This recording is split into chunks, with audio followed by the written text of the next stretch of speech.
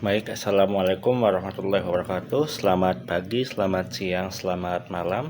Pak Danu selaku dosen pada mata kuliah Stokas Magic ini, TS2 selaku teaching assistant dan teman-teman sekalian. Perkenalkan kembali, saya Rafli Satria Pradana dengan NPM akhir 0108 yang pada kesempatan kali ini akan memaparkan materi mengenai strategi, kontrol, dan evaluasi dari perusahaan yang saya analisis, yaitu PT Mayora Indah Tbk. Nah, sebelum kita masuk ke analisisnya, mungkin saya akan menjelaskan sedikit mengenai kampanye profil dari perusahaan ini, yang dimana PT Mayora Indah Tbk adalah sebuah perusahaan produsen makanan dan minuman yang berkantor pusat di Jakarta, yang dimana unit bisnisnya itu memiliki 6 divisi, yaitu biskuit, kembang gula, wafer, coklat, kopi, makanan, dan minuman kesehatan. Slogan dari Mayora adalah satu lagi dari Mayora, yang sering kita dengarkan di iklannya di televisi. Kualitas produk yang bermutu ditambah promosi maupun inovasi yang masif membuat produk ini banyak diminati oleh masyarakat. Nggak cuma di Indonesia aja nih, tapi produk Mayora ini juga menuai sukses di negara lain. Contohnya adalah Filipina dengan salah satu produk unggulannya adalah kopi instan Kopiko Blanca. Selanjutnya, untuk mencapai tujuannya, perusahaan ini memiliki visi dan misi, yaitu visinya adalah menjadi perusahaan makanan dan minuman terkemuka di Indonesia maupun di kancah global. Untuk mencapai visi itu, perusahaan Mayora Indah Tbk menurunkannya menjadi 3 misi utama. Yang pertama adalah menjadi produsen makanan dan minuman yang berkualitas dan terpercaya di mata konsumen, entah domestik maupun internasional. Yang kedua adalah dapat memperoleh laba bersih operasi di atas rata industri dan memberikan value added kepada pemegang saham. Dan yang ketiga adalah dapat memberikan kontribusi positif terhadap lingkungan dan negara di mana perusahaan ini berada. Selanjutnya, kita akan masuk ke dalam aspek balance scorecard, yang dimana dibagi menjadi 4 perspektif, yaitu ada financial perspektif, internal perspektif, external perspektif, dan juga learning and growth perspektif. Mungkin kita akan masuk yang pertama, yang mengenai financial perspektif. Nah, untuk aspek financial perspektif ini kami membuat 3 objektif yang akan kami capai ke dalam 5-10 tahun ke depan. Yang pertama pastinya adalah peningkatan penjualan, dengan pengukurannya itu adalah market share, dengan targetnya adalah peningkatan market share senilai 0,5-1% setiap tahunnya di segmen produk pertama perusahaan kami. Dengan inisiatifnya adalah strategi pemasaran dan promosi yang lebih agresif dan terencana. Selanjutnya, untuk objektif yang kedua adalah peningkatan profitabilitas perusahaan, yang dimana kami akan melihat net profit yang akan dicapai oleh perusahaan, dengan targetnya adalah mencapai 11-12% dalam 2 tahun ke depan. Dan langkah yang akan kami lakukan adalah optimalisasi rantai pasokan dan negosiasi harga bahan baku, efisiensi biaya produksi dan operasional, dan juga inovasi produk dengan margin yang lebih tinggi. Dan yang ketiga, kami juga akan melakukan peningkatan nilai untuk para pemegang saham, dengan aspek pengukurannya adalah nilai EPS atau earning per share, dengan targetnya adalah pertumbuhan EPS senilai 10% secara year on year. Dengan langkah yang akan kami tempuh adalah peningkatan laba bersih perusahaan, kebijakan dividen yang stabil dan bertumbuh, dan juga manajemen modal yang efisien. Jadi seperti itu untuk aspek finansial. Selanjutnya kita akan masuk ke aspek perspektif internal. Yang pertama adalah kami akan melakukan keunggulan inovasi produk, dengan tingkat pengukurannya adalah persentase produk baru yang diluncurkan setiap tahunnya, dengan target setidaknya perusahaan itu akan meluncurkan 1 varian produk per tahunnya. Dan inisiatif yang akan kami lakukan adalah riset dan development pastinya. Yang kedua adalah pembentukan tim inovasi lintas fungsional, jadi nggak cuma satu fungsi aja, tapi kita akan mengolaborasikan beberapa tim lintas fungsional. Yang ketiga adalah kolaborasi dengan institusi riset dan lembaga akademis seperti kampus dan sekolah. Selanjutnya, kami juga memiliki objektif yang kedua, yaitu adalah peningkatan efisiensi operasional dan rantai pasokan, dengan tingkat pengukurannya adalah persentase perputaran persediaan, dengan targetnya itu adalah meningkatkan perputaran persediaan bahan baku senilai 10% dan barang jadi senilai 8% pada tahunnya. Lalu ada langkah yang akan kami ambil adalah sentralisasi dan optimalisasi proses pengadaan bahan baku untuk mendapatkan harga bahan baku yang lebih kompetitif. Selanjutnya yang kedua adalah peningkatan sistem manajemen gudang atau warehouse management system atau WMS. Selanjutnya objektif yang ketiga adalah penjaminan kualitas dan keamanan pangan tertinggi, dengan aspek pengukurannya adalah tingkat cacat produk entah itu internal dan eksternal, dengan targetnya adalah menurunkan tingkat cacat produk internal senilai 15% dan eksternalnya senilai 10% untuk setiap tahunnya. Lalu ada langkah yang akan kami tempuh adalah penguatan sistem manajemen mutu ISO 9001, audit kualitas internal dan memasok secara berkala dan periodik, dan juga yang ketiga adalah investasi pada teknologi inspeksi kualitas. Selanjutnya untuk perspektif yang ketiga adalah perspektif eksternal. Kita akan melihat bagaimana cara perusahaan berinteraksi dengan para pelanggannya, dengan para konsumen dan lain sebagainya. Kami memiliki 3 objektif utama. Yang pertama adalah peningkatan customer satisfaction atau kepuasan pelanggan, yang dimana aspek pengukurannya adalah persentase customer satisfaction index, dengan targetnya adalah 90% responden yang kami mewawancarain, kami observasi itu merasa puas dengan produk yang akan kami dengan produk yang telah kami hasilkan.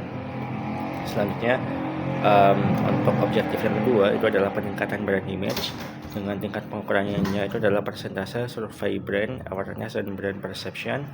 Lalu targetnya adalah tingkat kesadaran merek dan persepsi merek dari survei setidaknya itu senilai 85%. Dengan langkah yang kami ambil adalah campaign pemasaran yang konsisten dan kreatif. Kami juga akan memanfaatkan media sosial dan influencer secara efektif dan efisien. Dan yang ketiga, kami juga akan memfokuskan untuk program CSR yang relevan dan meningkatkan citra positif bagi perusahaan. Dan yang ketiga, kami juga memiliki tujuan untuk meningkatkan ketersediaan dan aksesibilitas produk, dengan tingkat pengukurannya adalah persentase out of stock atau OOS, dengan target utamanya adalah menurunkan tingkat out of stock di retail utama kami. Lalu ada langkah yang kami tempuh adalah optimalisasi rute dan frekuensi pengiriman, penguatan kemitraan strategis, dan juga peningkatan akurasi perkiraan permintaan. Dan yang keempat ada perspektif learning and growth. Ini adalah perspektif terakhir di dalam balance scorecard ini. Yang pertama adalah untuk objektifnya untuk peningkatan kompetensi dan keahlian karyawan, dengan tingkat pengukurannya adalah persentase employees individual performance score atau EPS, dengan target total karyawan yang mendapatkan penilaian exit pada tiap tahun berikutnya minimal senilai 30%. Dengan langkah yang kami ambil adalah menyelenggarakan pelatihan dan workshop teknologi dan inovasi untuk karyawan secara berkala setiap 3 bulan sekali. Selanjutnya untuk tujuan yang kedua adalah optimalisasi sistem informasi dan teknologi, dengan tingkat pengukurannya itu adalah persentase kepuasan pengguna internal terhadap layanan dan dukungan TI, dengan targetnya adalah meningkatkan skor kepuasan pengguna internal terhadap layanan TI sebesar 10% per tahunnya.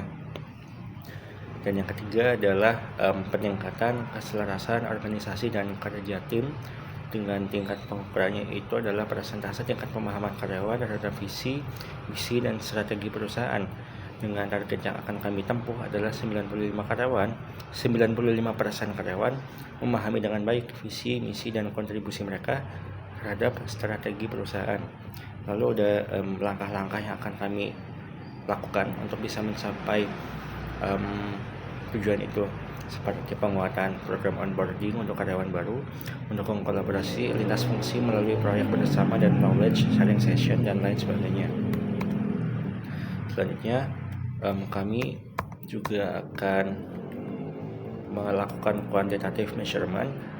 Yang pertama adalah untuk indikator marketing, yaitu marketing performance. Nah, untuk marketing performance sendiri kami telah membuat 3 KPI. Yang pertama itu adalah peningkatan market share berdasarkan total aset, dengan unit pengukurannya adalah persentase total aset, dan targetnya adalah kenaikan persentase market share dari perusahaan kami senilai 10% setiap tahunnya. Selanjutnya KPI yang kedua adalah pertumbuhan volume penjualan dan pertumbuhan pendapatan, dengan unit pengukurannya itu adalah persentase pertumbuhan dibandingkan dengan periode sebelumnya, dengan targetnya adalah pertumbuhan volume penjualan meningkat 5-10% per tahunnya. Dan KPI yang ketiga adalah tingkat keterlibatan media sosial atau engagement rate, dan lalu lintas situs, website atau e-commerce kami, dengan unit pengukurannya itu adalah engagement rate, persentase interaksi, likes, komen, subscribe dan semacamnya terhadap jumlah followers dan reach out sosial media kami, dengan targetnya adalah engagement rate media sosial itu naik 5-10% untuk setiap kuartalnya. Selanjutnya kami juga melihat untuk aspek human resources management dengan 3 KPI utama. Yang pertama adalah employee satisfaction, dengan unit pengukurannya adalah employee turnover rate, dengan targetnya adalah turnover rate PT Mayora Indah Tbk ini pada tahun 2025 minimal itu 4%. Selanjutnya untuk KPI yang kedua adalah training and development, dengan unit pengukurannya itu adalah persentase karyawan mengikuti pelatihan yang kami targetkan, dan target utamanya adalah persentase karyawan yang mengikuti pelatihan senilai 90%. Dan untuk KPI yang ketiga adalah employee engagement, yang dimana unit pengukurannya adalah employee engagement index, dengan targetnya adalah pada tahun 2025 minimal 3,5 dari skala 4 dan persentase minimal 90%. Selanjutnya untuk aspek operation performance, kami juga telah membuat 3 KPI. Yang pertama adalah tingkat kecelakaan kerja, dengan unit pengukurannya itu adalah jumlah kecelakaan yang mengakibatkan waktu hilang pada 1 juta jam kerja, dengan targetnya itu adalah menurunkan 15% setiap tahun atau mencapai 0 kecelakaan fatal. Selanjutnya untuk KPI yang kedua adalah tingkat defect rate, produk gagal, dengan unit pengukurannya adalah persentase produk yang tidak memenuhi standar kualitas per total unit produksi, dengan target utamanya itu adalah maksimal 0,5% atau menurunkan 10% year on year-nya. Dan yang ketiga adalah efisiensi biaya operasional, dengan unit pengukurannya adalah persentase BOPO, dengan targetnya adalah persentase mengalami penurunan sebesar 5%. Dan untuk aspek yang keempat, kita akan masuk ke aspek finance, yang dimana kami juga telah membuat 3 KPI. Yang pertama adalah peningkatan loan to deposit ratio, dengan unit pengukurannya itu adalah persentase, dengan targetnya adalah persentase ini meningkat sampai ke level yang paling optimal, yaitu 80-90%. Selanjutnya untuk KPI yang kedua adalah tingkat return on equity, dengan unit pengukurannya itu adalah persentase laba bersih ekuitas pemegang saham, dengan targetnya itu minimal 15-20%. Dan yang ketiga adalah peningkatan NPM, net profit margin, dengan unit pengukurannya adalah persentase net profit margin yang akan meningkat 10% setiap tahunnya. Tadi itu adalah pengukuran secara kuantitatif, dan di slide ini saya akan menggambarkan untuk aspek kualitatif. Dan kualitatif di sini yang dimaksud adalah kami melihat ada 2 sisi, yaitu dari sisi pegawai dan dari sisi konsumen. Ini adalah salah satu pengukuran kualitatif yang ditujukan kepada konsumen, seperti seberapa puas Anda terhadap produk Mayora, seberapa produk Mayora ini berbeda dengan produk dari brand lainnya, inovasi dari perusahaan kami, dan sampai seberapa besar kemungkinan Anda akan merekomendasikan produk kami ke teman atau keluarga Anda.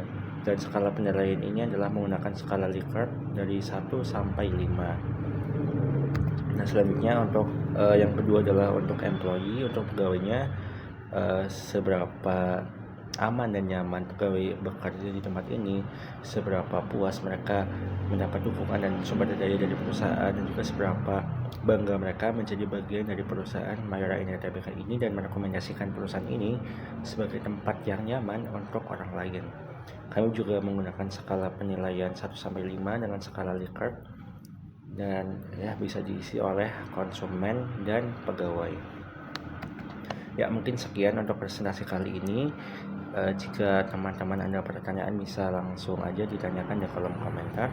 Saya Rafli, terima kasih atas perhatiannya. Wassalamualaikum warahmatullahi wabarakatuh.